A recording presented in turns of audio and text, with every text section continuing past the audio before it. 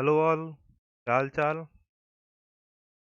आपको ईएसआईसी का एक इतना बड़ा बेनिफिट बताने जा रहा हूँ जो कि किसी को नहीं पता है, या पता है तो बहुत कम लोगों को पता है। सरकार ईएसआईसी में बात की जाए तो बहुत अच्छा बेनिफिट दे रही है। उसका कहना है कि अगर आप हमारे यहाँ 2 साल तक ईएसआईसी में रजिस्टर्ड थे और आपकी अटेंडेंस लग रही थी, तो वो अटेंडेंस को हम ऐसे नहीं जाने देंगे। आपको 3 महीने का टाइम दे रहे हैं जॉब ढूंढने के लिए। तब तक आपकी जॉब की में जो पेमेंट थी, जो पे आउट था, का 25% आपको बेनिफिट मिलेगा सैलरी के तौर पे। और ये सैलरी जो है ईएसआईसी देगी। इस तरीके की स्कीम भी मार्केट में है, यानी कि सरकार ने लॉन्च कर रखी हैं। तो आइए स्टार्ट करते हैं। इसी में वीडियो है मेरी, और इनका एक पूरा नोट सर्कुलर है, उसी को मैं पढ़ने जा रहा हूँ, आप लोगों को समझाने जा रहा हूँ। आइए स्टार्ट करते हैं आज की वीडियो।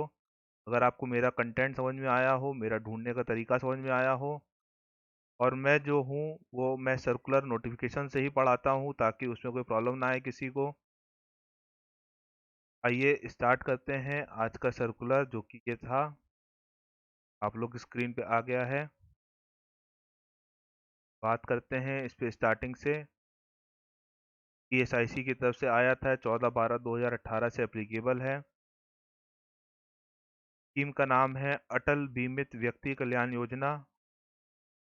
ये है क्या चीज़, अब आपको डिटेल में बताता हूँ। जैसा कि इसमें लिखा हुआ है, मैंने हाईलाइट भी कर रखा है पोर्शन इसका, कि वो फॉर्म ऑफ कैश कंपनसेशन है 90 दिन के लिए, जो कि क्लेम आप करेंगे 3 महीने के बाद। यानी कि 3 महीने के बाद आप इसको क्लेम कर सकते हैं, और आपको 3 महीने की सैलरी एक तरीके से ईएसआईसी दे रही है अपनी तरफ से। कितना देगी उसके लिए बात कर ले, तो उसमें लिखा हुआ है relief shall exceed 25%, shall not exceed 25%, यानी कि 25% आपकी सैलरी आपको यहाँ से मिल सकती है। तो उन सभी बेरोजगारों के लिए ये सबसे अच्छी स्कीम है, जिसने तुरंत अपनी जॉब छोड़ी है और उसको अगली जॉब के लिए वो ढूंढ रहा है, तो वो घर में बैठ के परेशान ना हो। सभी रिस्पेक्टेड लोग जितने होंगे वो रिस्पेक्टफुली घर पे रह सकें, और 3 महीने के अंदर अंदर तो उनको दूसरी जॉब मिल ही जाएगी। तो तब तक 25% के बेनिफिट से कि एटलीस्ट डेली की जो अर्निंग होगी, या कहीं डेली का जो खर्चे होंगे, वो तो आप कर ही सकते हैं। इसमें एलिजिबिलिटी का सबसे पहला पॉइंट ये है कि आपने 4 कॉन्जिक्यूटिव कंट्रीब्यूशन पीरियड काम किया हो, 78 दिन पर कंट्रीब्यूशन पीरियड के। इसको मैं पहले डिफाइन कर दूं, कंट्रीब्यूशन पीरियड क्या वर्ड है। कंट्रीब्यूशन पीरियड का मतलब हुआ कि 6 महीने का एक कंट्रीब्यूशन पीरियड होता है ईएसआईसी में, जो कि अप्रैल से सितंबर और सितंबर से मार्च, यानी कि साल में 2 बार होता है। 78 डेज आपका एक कॉन्जिक्यूटिव ईयर, यानी कि 6 महीने में 78 डेज की अटेंडेंस ईएसआईसी में लगी होनी बहुत ज़रूरी है। अगर ये लगी होगी तभी आपको इसका बेनिफिट मिल पाएगा। यानी कि 2 साल में 78 डेज पर के हिसाब से, यानी कि लगभग 300 कुछ दिन हुए। 156 दिन पर साल का हुआ, 156 दिन दूसरे साल अगर आपकी अटेंडेंस लगी हुई है, तो आपको स्कीम का बेनिफिट ज़रूर मिलेगा। आपको ज़रूर फ़ायदा उठाना चाहिए। अब बात कर लेते हैं एलिजिबिलिटी कंडीशंस की। तो जो इंश्योर्ड पर्सन होगा वो अनएम्प्लॉयड होना ज़रूरी है। 2 साल उसने पिछली जॉब जरूर की हो, 2 साल जॉब भी कर ली, और उसके बाद उसमें 78 डेज पर कंट्रीब्यूशन पीरियड, यानी वही पर 6 महीने पे उसने अटेंडेंस मार्क करवाई हो अपनी,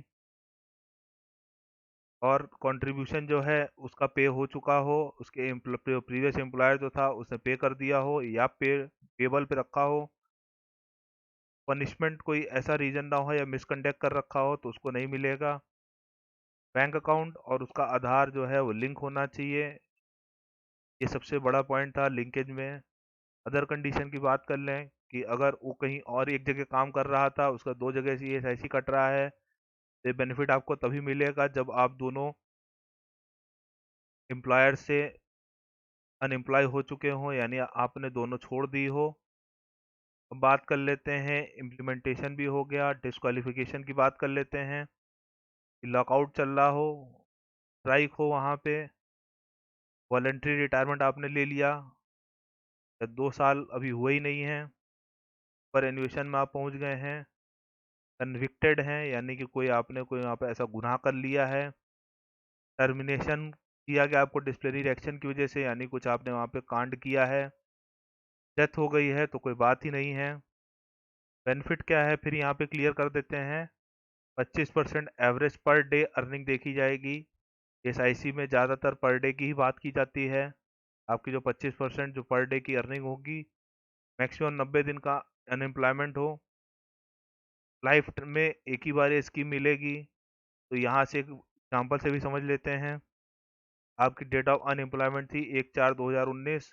जैसा कि मैं बार बार कह रहा हूँ कि 4 कंट्रीब्यूशन पीरियड होने चाहिए, जिन्होंने अप्रैल 17 से सितंबर 17, फिर अक्टूबर 17 से मार्च 18, फिर अप्रैल 18 से सितंबर 18, फिर अक्टूबर 18 से मार्च 19, इससे करके इन्होंने यहाँ पे निकाला और आपके नंबर ऑफ डेज आ गए।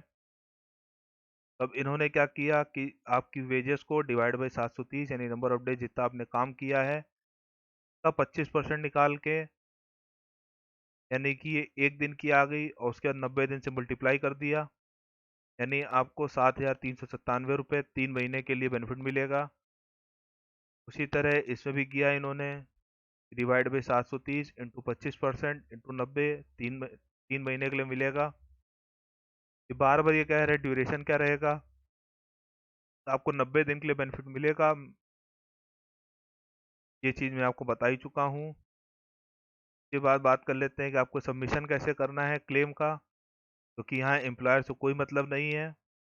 आपको एक फॉर्म भरना पड़ेगा और जाके उसको वहाँ पे जमा करना पड़ेगा, और एक आपके आईपी पे एक लिंक आ जाएगा इस योजना से रिलेटेड। वहाँ पे आपको अपना पूरा डिटेल डालना है, इंश्योरेंस नंबर यानी IP number, bank account number, bank branch पूरा, Aadhaar number, period of claim, bank account detail और मोबाइल नंबर। के बाद बात कर लेते हैं क्या करना है। प्रिंट आउट निकाल के आपको वहाँ पे एम्प्लॉयर के साइन करवाने हैं कि हाँ हमारे यहाँ काम कर रहा था। अब बात कर लें कि पैसा मिलेगा कैसे। पैसा डायरेक्ट आपके बैंक अकाउंट में पहुँचेगा। इससे अच्छी स्कीम क्या होगी। आप अपना रोजगार ढूंढ रहे हैं, आपकी इज्जत, आपका सब कुछ वही तरह मेंटेन्ड है और आपको 3 महीने के लिए गवर्नमेंट सैलरी दे रही है। ये कुछ फॉर्मेट्स इन्होंने दे रखे हैं, इसको मैं अटैच कर दूंगा। सेक्शंस वही हैं जो मैं आपको बता चुका हूँ। ये थी मेरी आज की वीडियो, जो कि आप लोग के काफ़ी मतलब की थी।